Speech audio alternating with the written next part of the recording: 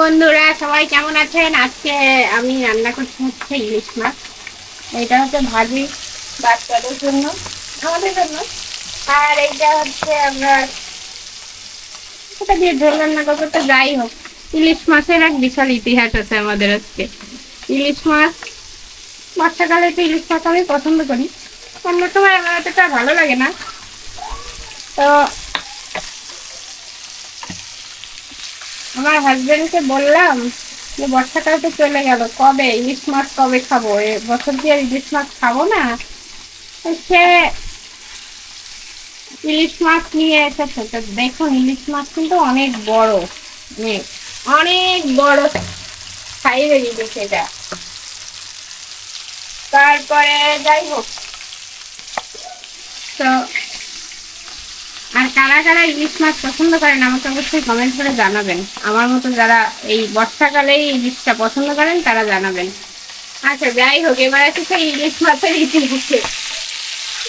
কেন বললাম, আর এটা কি আসলে দুষ্প্রাপ্য নাকি মানে বাংলাদেশে এখন অ্যাভেলেবেল না ইলিশ মাছ, এটা আমি জানি না। যাই হোক, তো কথা হচ্ছে ইলিশ মাছ এখন স্বর্ণের চেয়েও দামি, যেটা আসলে কি আমাদের মতো সামর্থ্যবানরা মনে হয় কিনে খেতে পারবে না বা পারেও না, যার জন্য আমরা এত বড় নিচ্ছি। তা হচ্ছে আমার হাজবেন্ড খুব ভালো একটা প্রতিষ্ঠানে চাকরি করে, কিন্তু আমাদের সামর্থ্য নেই যে আমরা একটা ইলিশ মাছ কিনে খাবো। আর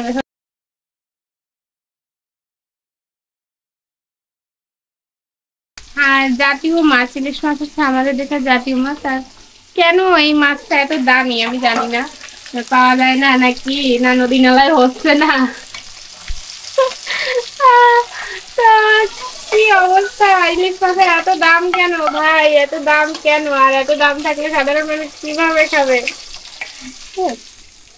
এই যে ইলিশ মাছের সাইজ, এই দেখেন কত বড় মাথা।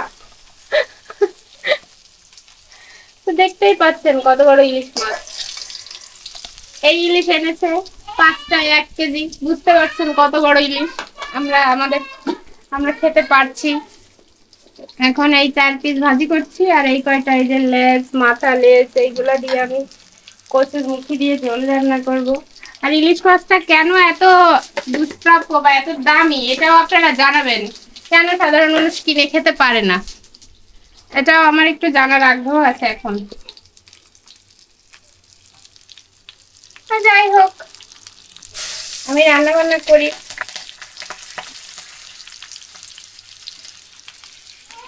আর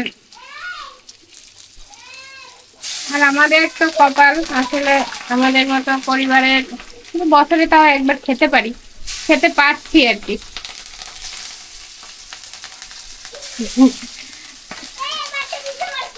আচ্ছা, ঠিক আছে, তাহলে আজকের মতো টাটা, বাই বাই।